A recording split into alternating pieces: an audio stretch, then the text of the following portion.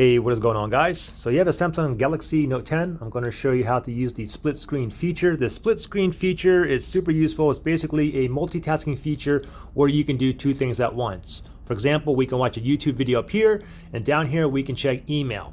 Okay, very, very simple. So it's basically using two apps at once. So for instance, let's go ahead and open up a YouTube video here, and let's just say that we're going to go ahead and start watching this. Okay, so let's say we're watching this video here, then all of a sudden we need to go ahead and multitask as well. Okay, so what you can do from here is go ahead and click on the three vertical lines on the bottom left hand side here.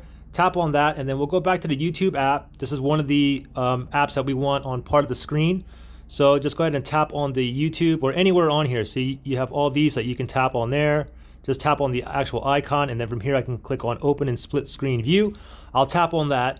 Now the YouTube video is up here. Now I can select something else, anything that I want. I can even go to my home page here, and let's just open up, for instance, let's go ahead and we'll just open up Play Store here.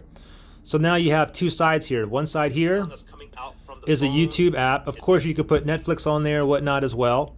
And we have the Play Store down here, and we have the middle split line here, which we can go ahead and change that up if we wish. We can also turn this into landscape mode like this, and we can move it up and down like that. So basically we're watching a YouTube video right here. Let me go ahead and pause that. If we want to go ahead and change the screen here to like an email app or whatnot, just go ahead and simply, because we already have split view up, just tap on the home button here, and then go ahead and open up something else. Like for instance, we just go ahead and open up like internet right there. And now we can go ahead and watch a YouTube video or whatnot. And we can go ahead and browse as well. So pretty simple to do, and then you can go ahead and just close it.